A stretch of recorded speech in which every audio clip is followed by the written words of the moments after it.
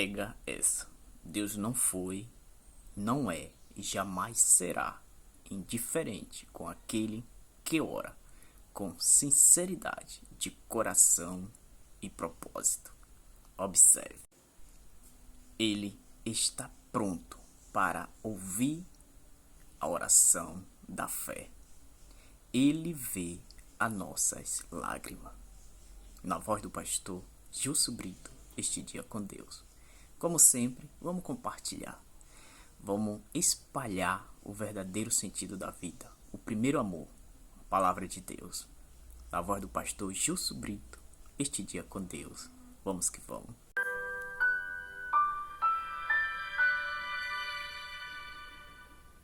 Tenho a minha Bíblia aberta no primeiro livro de Samuel, no Antigo Testamento.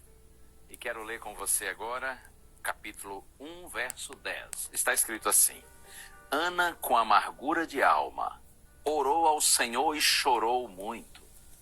Simples assim. Ana, com amargura de alma, orou ao Senhor e chorou muito. Você já viveu uma experiência semelhante? Está com sua alma amargurada? Então você resolveu orar ao Senhor, mas talvez você até chorou mais do que orou. Eu me lembro até de uma música da dupla Dilson e Débora, que são cantores da gravadora Novo Tempo e muito queridos. E a música diz assim que chorar também é orar. Quantas vezes a gente até chora mais do que ora, não é? Quando nos colocamos na presença do Senhor e a nossa alma está amargurada. Era assim que Ana se sentia. Ana era uma mulher de Deus, fiel ao Senhor, era casada, mas era estéril. E naquela época, no contexto judaico, uma mulher que não conseguia gerar filhos era desprezada pela sociedade. Era chamada de mulher seca, mulher improdutiva. Alguns até imaginavam que a mulher não podia gerar filhos porque, de alguma maneira, estava sendo castigada ou amaldiçoada por Deus. Uma ideia, evidentemente, que absurda. E, além do mais, o esposo de Ana tinha uma outra esposa. E essa outra mulher que tinha filhos ficava humilhando Ana o tempo todo. Por isso que ela está aqui, como diz o texto, amargurada de alma, e ela orou ao Senhor e chorou muito. E Deus ouviu a sua oração, e ela teve alguns filhos, e um deles foi Samuel, um notável, valoroso homem de Deus. E na sua oração, inclusive, pedindo a Deus que lhe desse um filho, Ana disse: Senhor, se o Senhor me der um filho, homem, eu o dedicarei ao Senhor.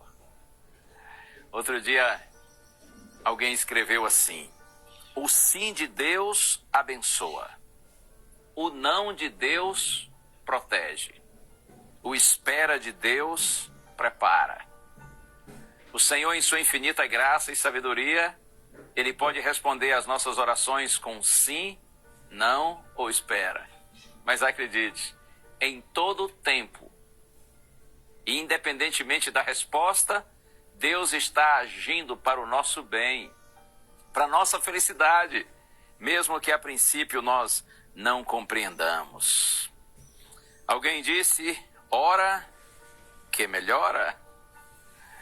Ana orou, abriu sua alma a Deus, derramou seu coração na presença do Senhor e chorou muitíssimo. E acredite, o Senhor jamais será indiferente às lágrimas de um filhinho ou de uma filhinha dele. Eu quero ler somente mais o texto que está no Salmo 56, verso 8. Olha como é lindo isso aqui. Está escrito assim: contaste os meus passos quando sofri perseguições, recolheste as minhas lágrimas no teu odre. Não estão elas inscritas no teu livro? São palavras de Davi. Contaste os meus passos quando sofri perseguições. É como se ele dissesse assim: eu estava sendo perseguido, mas o Senhor estava lá, de alguma maneira Ele estava lá comigo, Ele estava vendo tudo. Deus sabe todas as coisas. Recolheste as minhas lágrimas no teu odre, no teu frasco, no teu jarro. Como que dizendo assim: nenhuma das minhas lágrimas foi perdida. Deus viu tudo. E se Deus permitiu que eu chorasse, que eu sofresse, desse mal algum bem poderia nascer. Dessa situação adversa, algum crescimento, algum amadurecimento, alguma aprendizagem. Porque Deus é fiel para com aqueles que lhes são fiéis. Posso orar com você? Senhor, ajuda-nos, Pai, a mantermos os nossos olhos fixos em Ti, com sorrisos ou com lágrimas, nas horas fáceis ou difíceis. Se tivermos que chorar em nossas orações, que choremos, mas que nossas lágrimas sejam derramadas na presença do Senhor. Porque sabemos que o Senhor sabe regar a nossa sabedoria com as nossas próprias lágrimas. Louvado seja o Teu nome, Senhor. Oramos agradecidos em Jesus. Amém.